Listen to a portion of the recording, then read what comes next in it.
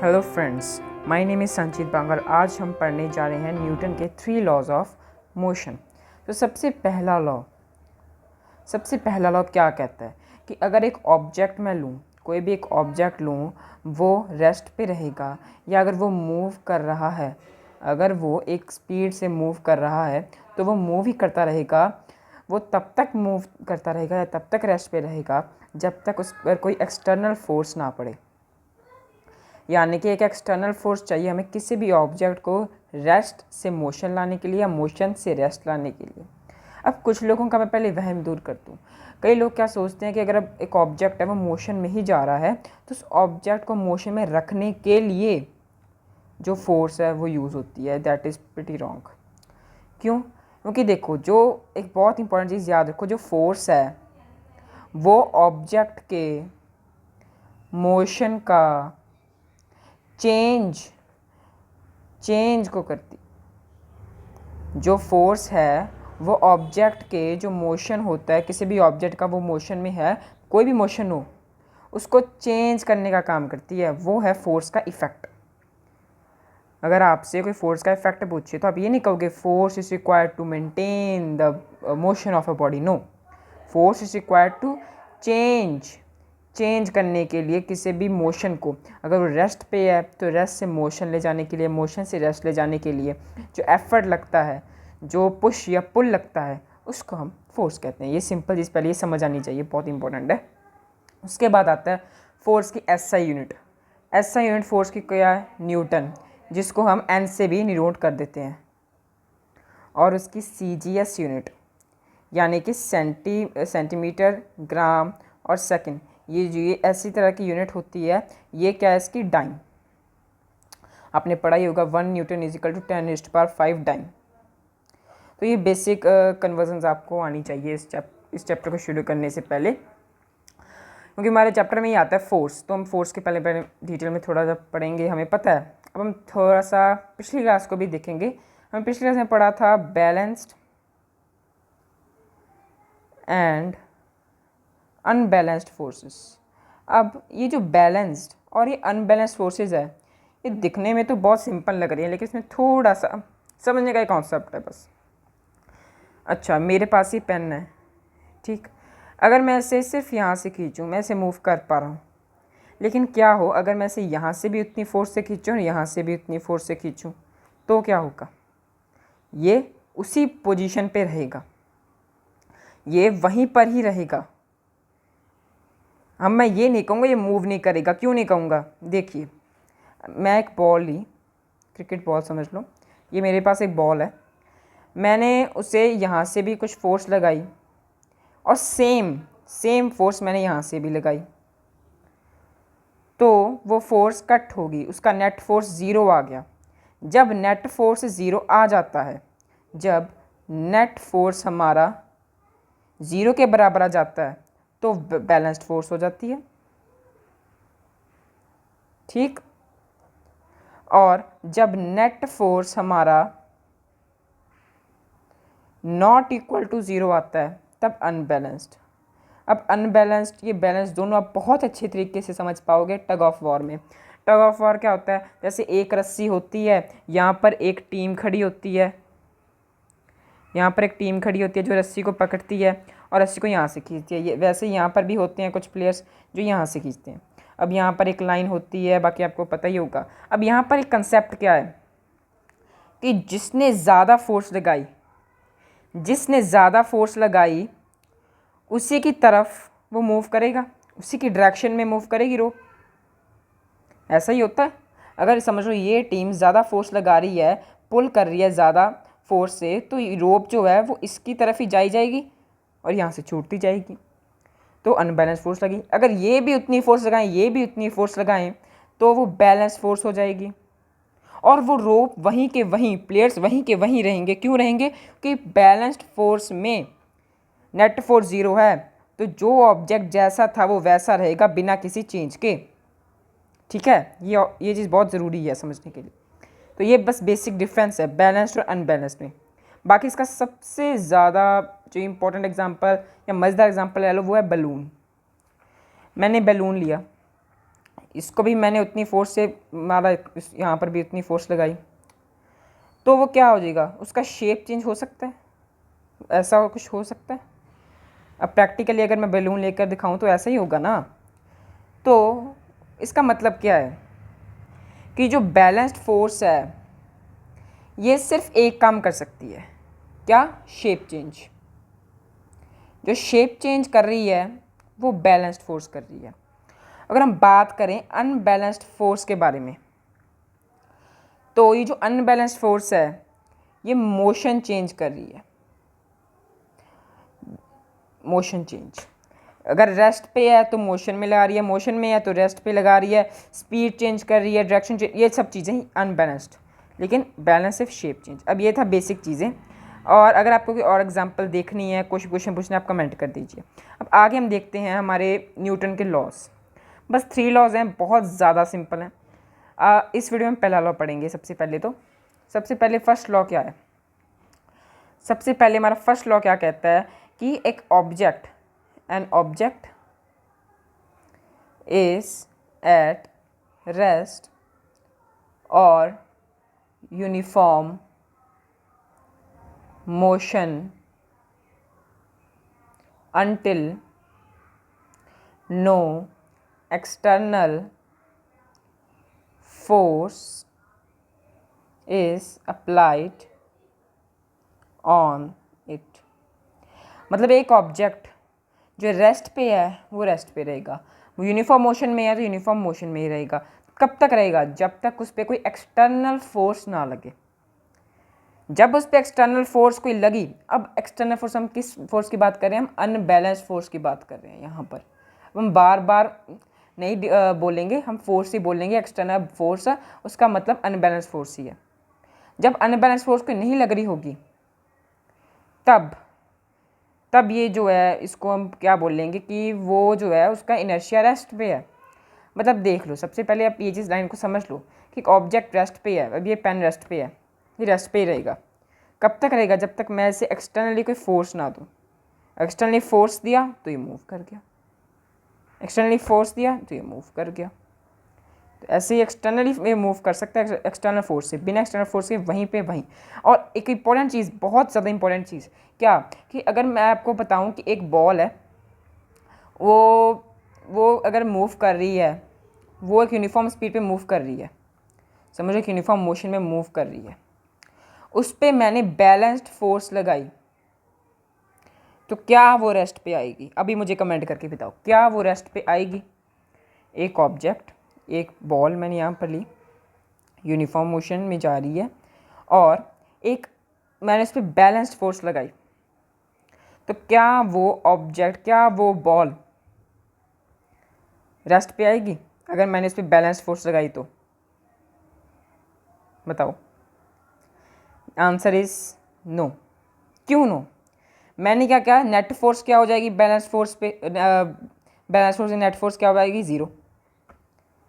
मतलब कोई इफेक्ट नहीं पड़ेगा। अगर बॉडी मोशन में है तो मोशन में ही रहेगी।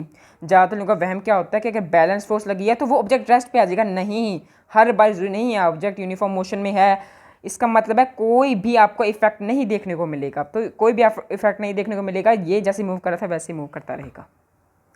तो ये बहुत इंपॉर्टेंट चीज़। अब इनर्शिया जो है, इनर्शिया क्या होता है, हमने इनर्शिया की बात की थी अभी। इनर्शिया क्या होता है, बहुत इंपॉर्टेंट चीज़ है। इनर्शिया क्या होता है, जैसे इनर्शिया मान लो एक ज़िद्दी इंसान है, एक ज़िद्दी आदमी है जो कहता है कि अगर तुम मुझे मारो ना, डांटो ना, तो मैं नहीं बदलने वाला। वे है इनर्शिया। इनर्शिया 3 तरह का होता है, एक रेस्ट का, एक मोशन का, एक डायरेक्शन का। अब अच्छी तरह से समझते हैं इनर्शिया को। देखिए, इनर्शिया एक प्रॉपर्टी है, मास की प्रॉपर्टी है किसी भी बॉडी की, जो कहती क्या है, जो कहती है, क्या कहती है कि जब तक कोई एक्सटर्नल फोर्स मुझ पे नहीं लग रही तब तक मैं चेंज नहीं करूँगी। इसके बहुत सारे एग्जांपल्स हैं। सबसे पहले हम रेस्ट की बात करते हैं। रेस्ट में बात करते हैं, रेस्ट में क्या होता है। जैसे मैंने ना क्या किया था ना, सुबह सुबह मैंने एक गद्दा लिया था, उस पर ना मुझे मिट्टी झाड़नी थी, तो मैंने क्या कि एक डंडा लिया, ज़ोर ज़ोर से गद्दे पे मारा, उससे सारी मिट्टी नीचे उतर गई। अब फिर मैंने देखा कि इस पे क्या लॉजिक लग रहा है, इस पे भी यही लॉजिक लग रहा है। क्या हो रहा है कि जब मैंने गद्दा लिया गद्दा, वहाँ पर मिट्टी के कुछ डस्ट पार्टिकल्स थे वहाँ थे। जब मैंने वहाँ पर एक डंडा मारा तो ये जो है हमारा गद्दा किस चीज़ में आ गया, ये मोशन में आ गया, इस पे एक्सटर्नल फोर्स लगी, ये मोशन में आ गया। लेकिन जो ये डस्ट पार्टिकल्स थे ये तो रेस्ट पे ही रह गए, और ये अलग हो जाएंगे और गद्दा अलग हो जाएगा, क्योंकि गद्दा मोशन में आ गया, ये मोशन में आ गया, ये रेस्ट पे रह गए, तो ये ग्रेविटी का नीचे गिर जाएंगे और ये हमारा जो है साफ़ हो जाएगा। एक सबसे अच्छे एग्जांपल तो ये है। अब ये इसने अपनी मोशन क्यों चेंज किया, किस चीज़ का, inertia of motion, inertia motion के कारण ये इसने नीचे क्यों गिरे, because of inertia of rest, क्योंकि वो रेस्ट पे थे, वो ज़िद्दी हैं कि भाई रेस्ट पे हूँ तो मैं रेस्ट पे ही रहूँगा, मुझ पे थोड़ी ना लगी एक्सटर्नल फोर्स तो मेरे गद्दे पे लगी है, मुझ पे नहीं लगी, तो मैं रेस्ट पे ही रहूँगा। इसके सबसे मतलब कि जो आप एवरीडे एग्जांपल देखते हो वो है सीट बेल्ट। अब आप एक कार में मूव कर रहे हो, समझ लो आप कार में मूव कर रहे हो, एकदम से ब्रेक लगा, आपने सीट बेल्ट पहनी हुई थी, आपकी बॉडी फॉरवर्ड मूव करेगी, एक जर्क लगेगा फॉरवर्ड की तरफ, ऐसे आपने देखा ही होगा, आपने ऑब्जर्व किया होगा ज़रूर। देख इसमें क्या लॉजिक है, देखिए जब एक कार जो है, मेरी ड्राइंग थोड़ी सी नहीं आती ड्राइंग करनी, माफ़ करना, लेकिन समझो आप एक बारी कि ये मेरी एक कार है, ये कार है कोई, ये जा रही है इस डायरेक्शन में, ये गई, सामने आ गया कोई बड़ा सा ट्रक, इसने मारी ब्रेक, तो यहाँ पर ये आप बैठे हुए हो, तो आप एकदम से आगे एकदम से पीछे फिर आ जाओगे, क्यों आओगे, क्यों होता है। देखो जब भी ये कार मूव कर रही थी तो हमारे जो पैर थे ये अपने कार के साथ अटैच थे, राइट। तो ये जो पैर थे ये मोशन में जा रहे थे, कार के साथ ही मोशन में जा रहे थे, जैसे जैसे कार मूव कर रही थी वैसे वैसे ये मूव कर रहा था। लेकिन जब कार रेस्ट पे आ गई, ये पैर रेस्ट पे आ गया, लेकिन हमारी अपर बॉडी, हमारी जो ऊपरा बॉडी है ये तो रेस्ट पे नहीं आई ना, ये तो मोशन में ही रह गई, इसलिए वो तो सही जा रही है, वो आगे ही जाएगी, वो उसको लग रहा है कि कार आगे जाए तो वो भी आगे जाएगी, लेकिन जब उसको पता लगेगा नहीं यहाँ पर नहीं जाना, तो वो पीछे आ जाएगी, क्योंकि आपने सीट बेल्ट लगाई हुई है। तभी तो कहते हैं सीट बेल्ट पहनो, क्योंकि अगर आपने एकदम से ब्रेक लगाया और आपने सीट बेल्ट नहीं पहनी हुई तो आप इतना आगे बार आगे आ सकते हो कि शीशा बच सकता है, ठीक है। तो ये है inertia of rest, inertia of motion. अब सेम चीज़ अगर रेस्ट पे है, ये कार रेस्ट पे है, एकदम से मोशन में आई तो आप पीछे की तरफ एकदम हो जाते हो, फिर आगे आते हो, क्यों, क्योंकि आपकी बॉडी, अपर बॉडी कहाँ पर थी, रेस्ट पे, तो वो पीछे रह गई और नीचे वाली जो पैर है वो आगे कार के साथ आगे चले गए, तो एकदम आपको ऐसे जर्क लेगा पीछे की तरफ, ये रीज़न है। अब डायरेक्शन का भी ये होता है कि जब आप, जैसे आपको देखा होगा फिल्म में, जब कि कोई कार टर्न करता है, बहुत तेज़ स्टार्ट मारकर कार टर्न करते हैं, तो एकदम से वो उसी डायरेक्शन में जाते हैं जिस डायरेक्शन में कार जा रही है, तो वो भी इनर्शिया ऑफ डायरेक्शन है। तो 3 types of inertia of direction है, 3 टाइप्स ऑफ इनर्शिया, सॉरी। तो आप ये देख सकते हो, ये फोर्स मैंने समझा दिया, ये इनर्शिया मैंने समझा दिया, फर्स्ट लॉ हमारा कंप्लीट हो जाता है यहीं पर। अब हम यहाँ पर से इस वीडियो में हम सिर्फ और सिर्फ बेसिक क्लियर करेंगे हमारे इस चैप्टर का, अगली वीडियो में हम इसके न्यूमेरिकल्स भी करेंगे, तो लाइक शेयर एंड सब्सक्राइब कर दो। अच्छा, अब सेकंड लॉ ऑफ मोशन हमारा क्या कहता है, मेन बात आती है सेकंड लॉ ऑफ मोशन हमारा क्या कहता है, सेकंड न्यूटन का लॉ हमारा क्या कहता है। एक बहुत इंपॉर्टेंट चीज़ बताता है कि ये बताता है क्वांटिटी ऑफ मोशन, कि मोशन क्वांटिटी ऑफ मोशन, अगर फोर्स लगाई मोशन हुआ तो कितनी क्वांटिटी में आ रहा। देखो इसकी बहुत अच्छी एग्जांपल है, अगर मैं आपको कहूँ, मैं आपके ना वो तोप का गोला फेंकने वाला हूँ, तो आप कहोगे नहीं सर नहीं, ये तो इसका मास बहुत ज़्यादा है, हमें बहुत ज़ोर से लगेगी। चलो मैं कहता हूँ ठीक है, मास की बात है तो मैं मास कम कर देता हूँ, मैं आपको एक बुलेट मार देता हूँ, तो आप कहोगे नहीं, इसकी वेलोसिटी बहुत ज़्यादा है, इसका मास ज़्यादा था, इसकी वेलोसिटी ज़्यादा थी। तो मैं क्या कहूँगा कि जो आप पर फोर्स लगी वो मास पे भी डिपेंड कर रही है, वो वेलोसिटी पे भी डिपेंड कर रही है। तो अब इस जो आप पे लगा, जो आप पे फील हुआ, उसको मोमेंटम बोल देते हैं। अभी मोमेंटम जो है इक्वल टू है mv, मास इंटू वेलोसिटी। आपने अभी देखा कि मास पे भी डिपेंड करे, वेलोसिटी पे भी। मास इंटू वेलोसिटी का प्रोडक्ट क्या आ रहा है? मोमेंटम। मोमेंटम को हम p से भी डिनोट कर देते हैं, mv आ जाएगा। ठीक है, तो लेकिन अगर हम कहें कि पी आई mvs में चेंज आया, अब चेंज इन मोमेंटम को हम कैसे डिनोट कर सकते हैं कि मोमेंटम में अगर चेंज आ रहा है तो हम कैसे नोट करेंगे? Momentum, change in momentum mv minus mu। और अगर कोई बोले, अगर आप बोलो कि अगर आप rate of change in momentum बोले, रेट बोले, अब रेट में आ जाता है टाइम भी साथ में, तो ये ओवर टी आ जाएगा। ध्यान रखना, न्यू फॉर्मूला बनने वाला है अभी। तो आप बता दोगे कि अब ये फोर्स जो आ रही है आपकी, ये आ रही है mv minus mu upon T. ठीक, ये आ रहा है। अब v minus you upon T जो है, ये मैं कॉमन निकाल लेता हूँ, ये फोर्स। अब हम ऐसा कह सकते हैं force is equal to mass into acceleration. तो हमारा न्यू एक फॉर्मूला ड्राइव हो गया कि force is equal to mass into acceleration. ठीक है, अब हम आगे देखते हैं। अब ये चीज़ बहुत ज़्यादा सिंपल थी वैसे तो, बाकी अब इसको ध्यान से प्रैक्टिस करना। अच्छा, अब आगे देखते हैं कि अब थर्ड लॉ ऑफ मोशन क्या कहता है। Simply third law of motion क्या कहता है, इसमें बस यही था, में यही था क्वांटिटी हम कैसे डिफाइन करें कि मोशन तो हमें दिख रहा है, कैसा मोशन, फोर्स कैसे हम डिफाइन कर रहे हैं। यहाँ पर हम फोर्स को कह रहे हैं कि मास इंटू एक्सेलरेशन आ रहा है, और हम मोमेंटम को कह रहे हैं मास इंटू वेलोसिटी आ रहा है। बस ये आपको याद करना है, ये आपको ध्यान में रखना है इस लॉ में। अब अगला लॉ क्या कहता है? अगला लॉ कहता है कि अगर मैं एक दीवार लूँ, वहाँ पर मैं बॉल फेंकूँ, तो ये बॉल उसी फोर्स से वापस आएगी अपोजिट डायरेक्शन से। तो हम इसमें क्या कहते हैं कि every action has an equal and opposite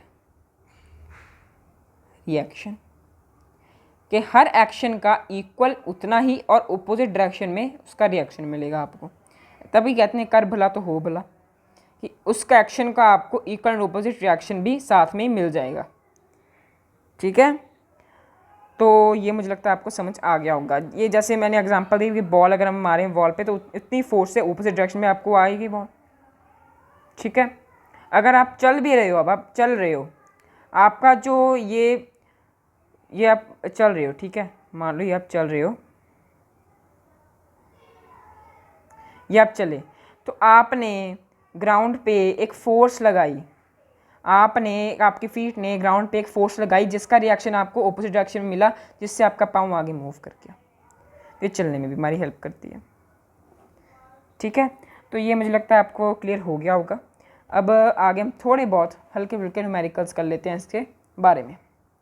अब सो गाइस, सबसे पहले हमारा क्वेश्चन ये आता है, what is momentum of a body of mass 5 kg moving with a velocity of 0.20 metre per second. कहते हैं मोमेंटम क्या होगा, एक मास इतना दिया हुआ है, हमें पहले मास लिख लें, मास इतना दिया हुआ है हमें 5 kg, और दूसरे में चीज़ दी हुई है उन्होंने वेलोसिटी कितनी दी है 0.20 मीटर पर सेकेंड। हमें वेलोसिटी कितनी दी हुई है 0.20 मीटर पर सेकेंड। तो मास के मैंने वेलोसिटी के मैंने पूछा क्या है, उन्होंने पूछा क्या है, व्हाट इज मोमेंटम। यहाँ पर मोमेंटम क्या होगा, कि यहाँ पर मोमेंटम क्या होगा, बहुत सिंपल है, P is equal to M into V. P is equal to M जो कि हमारा 5 kg इंटू 0.20 को हम 20 अपॉन 100 लिख सकते हैं। 0 0 इससे कट जाएगा, 5 1 जा 5 5 2 जा 10, 2 से 2 कट जाएगा। Our answer is 1 kg metre per second, and that's right. आगे देखते हैं, आगे हमारा क्या क्वेश्चन कहता है, write the net force of on a bus. Mass इतना गिवन है, moving with the uniform velocity. देखो यार, अगर एक्सेलरेशन ने पूछी है, क्या पूछा है उन्होंने, right the net force acting on a body. अच्छा, नेट फोर्स और यूनिफॉर्म वेलोसिटी कितनी दी हुई है उन्होंने, 60 किलोमीटर पर आवर। सबसे पहले अगर यूनिफॉर्म वेलोसिटी गिवन है तो मतलब एक्सेलरेशन जो हमारा होगा, वो ज़ीरो होगा। फोर्स उन्होंने पूछी है, फोर्स क्या होते हैं, मास इंटू एक्सेलरेशन। एक्सेलरेशन ज़ीरो है तो फोर्स क्या हो गया, ज़ीरो। अब ये ज़ीरो क्यों आया, क्योंकि यूनिफॉर्म वेलोसिटी में एक्सेलरेशन हमारा क्या होगा, ज़ीरो हो जाएगा। तो एक्सेलरेशन ज़ीरो होने के कारण हमारा फोर्स भी ज़ीरो आ जाएगा, मतलब कोई फोर्स अप्लाई नहीं हो रही है। आगे देखते हैं कि state the relation between the momentum of a body and the forces acting on it. Simple, ये तो मैंने आपको बता ही चुका हूँ कि फोर्स जो है वो P/T मतलब rate in change of momentum के प्रोपोर्शनल पे है। अब what is the total momentum of the bullet and the gun before the gun is fired. कहते हैं टोटल मोमेंटम। अब ये टोटल मोमेंटम क्या होगा before the gun is fired. अगर मैं गन को फायर ना करूं, मास जितना मर्जी भी हो, उसकी एक्सेलरेशन ज़ीरो होगी। उसकी एक्सेलरेशन क्या होगी, ज़ीरो। और इन्हें पूछा क्या, अभी इन्हें पूछा टोटल मोमेंटम, और टोटल मोमेंटम क्या होता है, mv माइनस ma, समझ लो ma है ना, टोटल मोमेंटम यही होता है। तो जब एक्सेलरेशन हमारी ज़ीरो है, वेलोसिटी हमारी ज़ीरो है, सब चीज़ ज़ीरो है, तो फिर इसका मोमेंटम भी क्या होगा, ज़ीरो होगा। A body of mass 25 kg has momentum of 125 kg metre per second. अब calculate the velocity of the body. हमें मास गिवन है, मोमेंटम गिवन है, वेलोसिटी पता करनी है। मास हमें गिवन है, मास कितना है हमारा 25 kg एंड मोमेंटम 125, मोमेंटम या वेलोसिटी 25 kg मोमेंटम दिया हुआ है, नहीं 25 kg हैज़ अ मोमेंटम कितना, 125 kg metre per second, kg metre per second. हमें फाइंड क्या करनी है अभी, वेलोसिटी। अब वेलोसिटी फाइंड करनी है, हमें ये फॉर्मूला पता है। अब P is equal to mass कितना है 25 इंटू वी। अब P की वैल्यू क्या है 125/25 इज इक्वल टू वी। अब 5 5 ज़ा 25, 5 2 ज़ा 10, 5 5 ज़ा 25, 5 1 ज़ा 5, 5 5 ज़ा 25। ये तो आपको आता ही होगा, आई थिंक सो। अब इसका क्या आएगा 5 मीटर पर सेकेंड, सिंपल। ठीक है, मुझे लगता है आपको ये समझ आ गया होगा। इसका आंसर क्या आ गया 5 मीटर पर सेकेंड। आगे देखते हैं, if the mass of a body and the force acting on it. अगर मास और फोर्स को हम डबल करते हैं, what happens to the acceleration. ये रहा हमारा मास, ये रहा हमारा फोर्स। अब अगर हम मास, यही कह रहे हैं ना, ये मास और फोर्स दोनों को डबल कर दें, मतलब एक तो था पहले F is equal to ma, एक है 2F is equal to 2m into a। तो कहते किस में इन्होंने फ़र्क देखना है, इन्होंने फ़र्क देखना है what happens to the acceleration. Acceleration में क्या फ़र्क आएगा, पहले एक्सेलरेशन क्या थी, पहले एक्सेलरेशन ये आ रही थी F/m, अब क्या आ रही है, ये तो F/m ही आ रही है, ये तो कट हो रहे हैं, तो मतलब एक्सेलरेशन सेम ही रह रही है, मतलब एक्सेलरेशन रिमेन्स सेम। अच्छा, अब आगे देखते हैं, आगे क्या कहते हैं कि name the physical quantity which is measure और determined by the rate of change of momentum और लीनियर मोमेंटम। मतलब वो फिजिकल क्वांटिटी बताओ जो डिटरमाइन करती है rate of change of momentum, linear momentum. अगर हम मोमेंटम को चेंज कर रहे हैं, यानी कि चेंज इन मोमेंटम, वो हम डायरेक्टली प्रोपोर्शनल है किस चीज़ के, फोर्स के, मैंने बताया था। ठीक है, तो ये मुझे लगता है आपको समझ आ गया होगा। अब आगे देखते हैं, आगे हमारा क्वेश्चन क्या है, what is a mathematical formula and SI unit of momentum. SI unit क्या है, kg मीटर पर सेकेंड। अब kg मीटर पर सेकेंड क्यों है, क्योंकि मास क्या है, मास है kg, और इसका वेलोसिटी क्या है मीटर पर सेकेंड। तो MV metre kg metre per second. ठीक है, तो आगे देखते हैं। कहते हैं मैथमेटिकल फार्मूला मैंने अभी बताया था, मास इंटू वेलोसिटी और SI unit kg metre per second. अच्छा, अब आगे देखते हैं। आगे कह रहे हैं what force would be needed to produce an acceleration of 4 metre per second square on a ball of mass 6 kg। कहते हैं मास दिया हुआ है इन्होंने, मास कितना दिया हुआ है उन्होंने 6 kg, और क्या चीज़ दी हुई है उन्होंने, फोर्स उन्होंने पूछी है, एक्सेलरेशन दिया हुआ है 4 metre per second square, acceleration दिया हुआ है 4 मीटर पर सेकेंड स्क्वायर। अब पूछा क्या है उन्होंने पूछा है फोर्स। अब फोर्स क्या होती है, फोर्स हमने बताया था, force is equal to mass, किस चीज़ के बराबर होती है, मास इंटू एक्सेलरेशन। तो 4 इंटू 6 4 ज़ा 24 kg metre per second. Sorry, ये तो फोर्स है, तो यहाँ पर क्या आएगा, kg मीटर पर सेकेंड आएगा, नहीं, यहाँ पर क्या आएगा, न्यूटन। ठीक है, 24 न्यूटन, हम 24 न्यूटन लिख सकते हैं। देखते हैं, सही है। आगे देखते हैं। अब ये क्वेश्चन तो डेफिनेशन नहीं है, आपका न्यूमेरिकल इसमें आ सकता है। A ball is thrown vertically upwards, what is it momentum, इसका मोमेंटम क्या होगा हाईएस्ट पॉइंट पे। हाईएस्ट पॉइंट पे एक्सेलरेशन क्या होता है, एक्सेलरेशन तो होता है, वेलोसिटी क्या होती है, हाईएस्ट पॉइंट। अगर मैं इसको हाईएस्ट पॉइंट ऐसे फेंकूँ तो एक टाइम आएगा जब ये हाईएस्ट पॉइंट होगा, जब एक्सेलरेशन तो इसके पास होगा लेकिन वेलोसिटी होगी इसकी 0। अब मैंने पूछा क्या है, मोमेंटम। मोमेंटम क्या होता है, मास इंटू वेलोसिटी। अब वेलोसिटी अगर 0 हो जाएगी उस पॉइंट पे, उस टाइम पे, तो वो मास इंटू वेलोसिटी क्या हो जाएगी, 0। तो मोमेंटम क्या हो जाएगा, ऑटोमेटिकली 0। अब फाइंड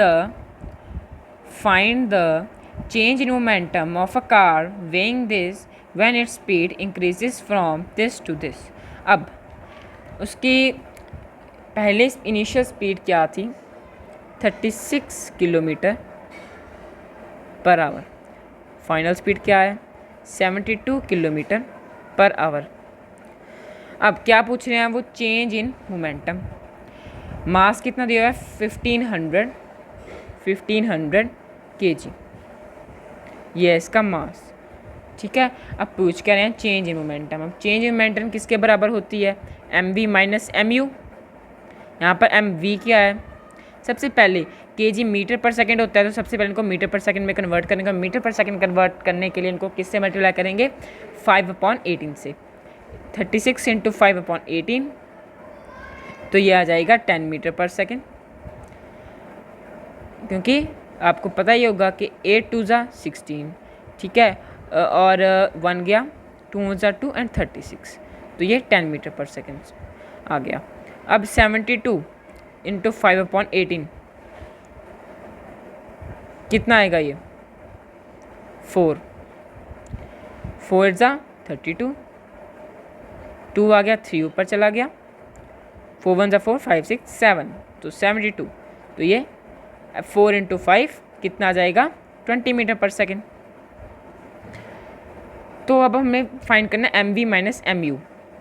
M क्या हमें गिवन है 1500 इंटू V क्या गिवन है हमें 20 माइनस 1500, और हमें फिर MU क्या गिवन है 10। अब इसको हम MV माइनस U करके लिख सकते थे, MV माइनस U क्योंकि कॉमन आ रहा था, तो हम वैसे लिखेंगे 1500, V है 20 माइनस 10, ऐसा हम लिख सकते हैं। फिर आंसर क्या आ जाएगा, 15,000 kg मीटर पर सेकेंड। तो इतना चेंज आया। ठीक है, तो हम आंसर चेक कर लेते हैं, 15,000 kg मीटर पर सेकेंड। ठीक है, अब हम आगे देखते हैं। कहते दो ऑब्जेक्ट है A और B, दो ऑब्जेक्ट है, उसका मास जो है वो सेम है, वेलोसिटी है V और 3V respectively are in motion. तो कहते हैं which object will have large momentum. अगर इसका भी मास और इसका मास सेम है तो फ़र्क पड़ेगा इसकी वेलोसिटी पे। वेलोसिटी इसकी V और इसकी 3V है, तो 3V ज़्यादा वेलोसिटी तो ज़्यादा मोमेंटम, मतलब B का ज़्यादा मोमेंटम होगा, है ना। ठीक है, आगे क्या बोल रही है, give reason to your supportive answer. मैंने आपको बता दिया कि क्यों होगा, क्योंकि देखो जो बी है बाकी दोनों चीज़ें उनके सेम है, सिर्फ वेलोसिटी का डिफरेंस आ रहा है। वेलोसिटी में भी इसमें ये ज़्यादा है, बी ज़्यादा है, तो ये ज़्यादा आएगा, इसकी मोमेंटम ज़्यादा आएगा, क्योंकि मास इनटू मोमेंटम होता है, मास दोनों का सेम है। और वेलोसिटी में सिर्फ ये ज़्यादा है, मास इनटू वेलोसिटी होता है ना, तो वेलोसिटी इसमें ही ज़्यादा है, तो मोमेंटम क्या इसमें ज़्यादा होगा, बी में। तो ये आपको रीज़न बता दिया। अब बाकी के जो टफ न्यूमेरिकल्स हैं एनसीईआरटी के रिलायबल के हम अगली वीडियो में करेंगे। Thanks for watching this video, make sure that you like and subscribe. Bye.